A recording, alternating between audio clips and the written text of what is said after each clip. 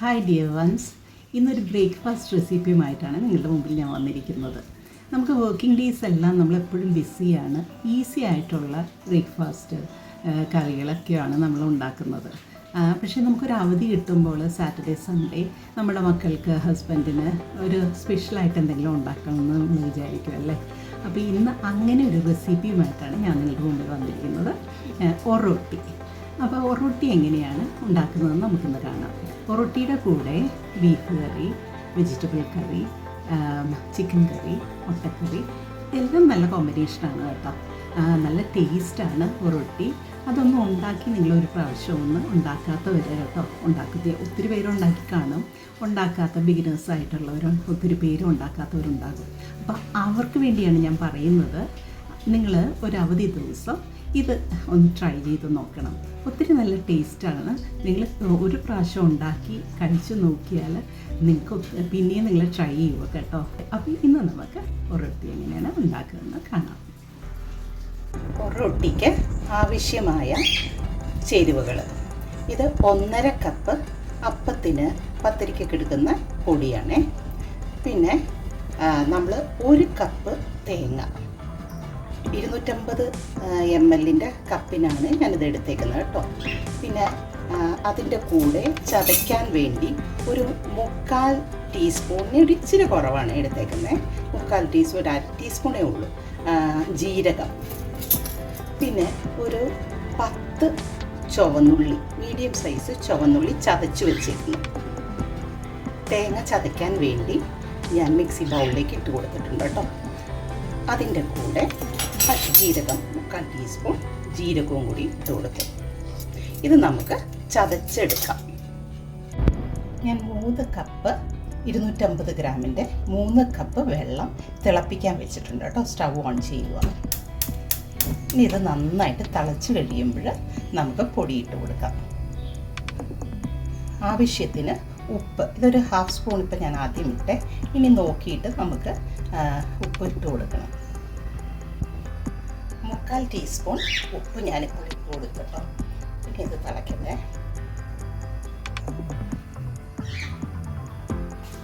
വെള്ളം നന്നായി തിളച്ചിട്ടുണ്ട് കേട്ടോ. ഇനി നമ്മൾ ഈ അരിപ്പൊടി, അപ്പത്തിൻ്റെ പൊടിയാണ്, വറുത്ത പൊടി, അതിട്ട് കൊടുക്കുകയാണ്. തീ ലോ ഹീറ്റിലിടണേ.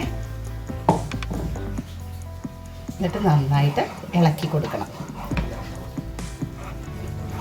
എന്താ ഇതുപോലെ നമ്മൾ കട്ട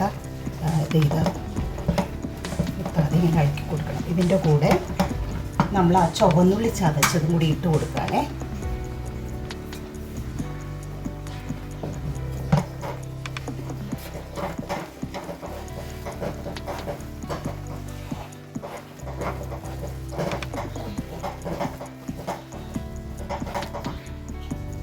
ഈ പരുവാകുമ്പോൾ തേങ്ങ ചതച്ച് വെച്ചേക്കുന്നത് ഇട്ട് കൊടുക്കുക. എന്നിട്ട് നന്നായിട്ട് ഇളക്കി കൊടുക്കുക. എൻ്റെ കറണ്ട് ഇവിടെ പോയി കേട്ടോ, അതുകൊണ്ട് ആ ലൈറ്റിങ് കുറഞ്ഞിട്ടുണ്ട്.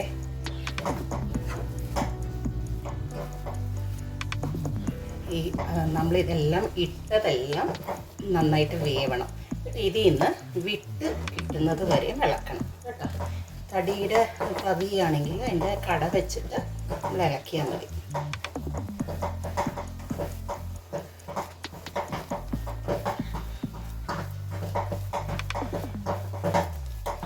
നല്ല ടേസ്റ്റാണ് ഈ ഒറോട്ടി. നല്ല ഇറച്ചിക്കറിയെല്ലാം കൂട്ടി കഴിക്കാൻ വേണ്ടി ഒത്തിരി നല്ലതാണ്. പാല് പിഴിഞ്ഞ ഇറച്ചിക്കറിയൊക്കെ ഉണ്ടാക്കി കഴിഞ്ഞാൽ ചിക്കൻ കറിയോ ബീഫ് കറിയോ ഒക്കെ മുട്ടക്കറി കൂട്ടിയോ ഒക്കെ നമുക്ക് കഴിക്കാമേ. ഈ പരുവാകുമ്പോൾ, ഇത് വിട്ട് കിട്ടുന്ന പരുവാകുമ്പോൾ നമ്മൾ തീ ഓഫ് ചെയ്തിട്ട് അടച്ചു വയ്ക്കണം. ഒരുവിധം മാറി കേട്ടോ, ഒരു ചെറിയ ചൂടേ ഉള്ളൂ. ഇപ്പം ഞാൻ കുറച്ച് വെളിച്ചെണ്ണ ഒഴിക്കുക.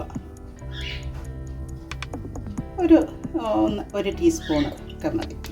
1.5 ടീസ്പൂൺ ആയാലും കുഴപ്പമില്ല. ചെറിയ ചൂടോടുകൂടി ഞാൻ നന്നായിട്ട് അങ്ങ് കുഴയ്ക്കുവാണേ. ചെറിയൊരു ചൂടുണ്ട്.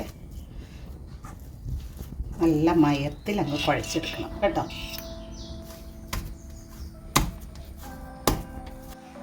നമ്മൾ നന്നായിട്ട് കുഴച്ച് വെച്ചിട്ടുണ്ട് കേട്ടോ. ഇനി നമുക്ക് ഇത് പരത്തി ചുട്ടെടുക്കാം. നമ്മൾ വാഴയില എടുത്തിട്ട് വെളിച്ചെണ്ണ അതിൽ പരത്തി വയ്ക്കണം കേട്ടോ.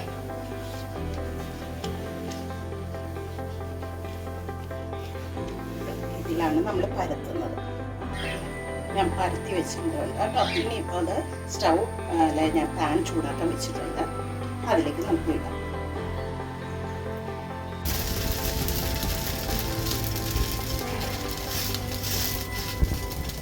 നമ്മൾ ഇട്ട് കൊടുത്തു കേട്ടോ. ഇനി അതൊരു ചെറിയ തീയിലാണ് സ്റ്റൗ വെച്ചേക്കുന്നത്.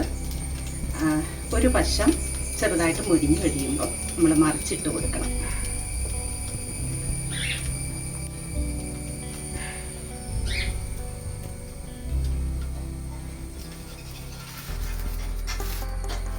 ഒട്ടാതെ മറിക്കണേ.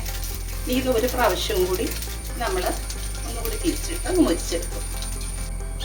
ഇറച്ചിക്കറിയുടെ കൂടെ, വെജിറ്റബിൾ കറിയുടെ കൂടെ ഒക്കെ നല്ല ടേസ്റ്റാണ് കഴിക്കാൻ.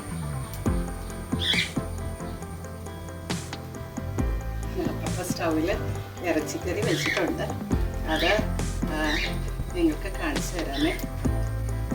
ഉരുളക്കിഴങ്ങും ബീഫും ഒക്കെ ഇട്ടുള്ളൊരു കറിയാണ്. അപ്പോൾ ഈ കറി കൂട്ടിയാണ് ഇന്ന് റൊട്ടി കഴിക്കാമെന്ന് വിചാരിക്കുന്നത്.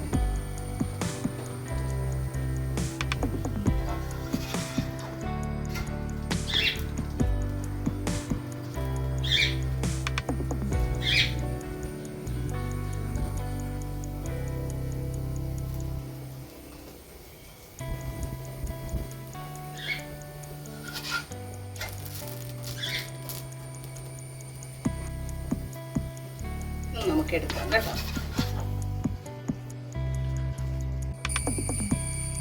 അങ്ങനെ അടുത്തത് ഇടുവാണേ.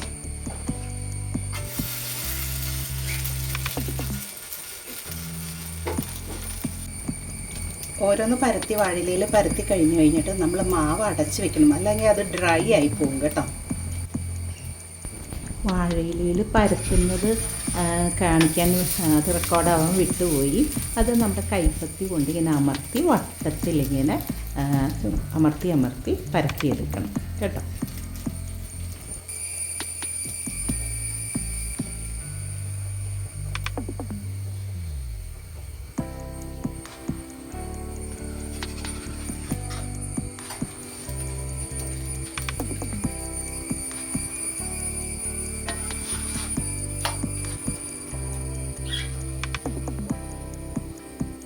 ഇത് എടുക്കുവാണേ.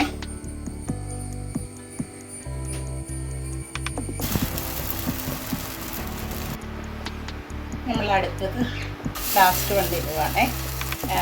നമ്മൾ ഈ പരത്തുമ്പോൾ വാഴയിലയിൽ പരത്തുമ്പോൾ ഇടയ്ക്ക് വെളിച്ചെണ്ണ നമ്മളിങ്ങനെ തടയി കൊടുക്കണം കേട്ടോ. അത് വിട്ട് കിട്ടാൻ വേണ്ടിയാണേ. നമ്മുടെ റൊട്ടിയും ഇറച്ചിക്കറിയും റെഡി ആയിട്ടുണ്ട് കണ്ടോ. നല്ല ടേസ്റ്റാട്ടോ അത് കൂട്ടാൻ വേണ്ടി. നിങ്ങളെല്ലാവരും ട്രൈ ചെയ്യണം. ഇത് ഞാൻ കാണിച്ചു തരാമേ. ഇതാണ്, ഇങ്ങനെയാണ് റൊട്ടി ഇരിക്കുന്നത്. ഓക്കെ, അപ്പോൾ ഇനി അടുത്ത വിഭവമായിട്ട് നിങ്ങളുടെ മുമ്പിൽ ഞാൻ വരുന്നതാണ്.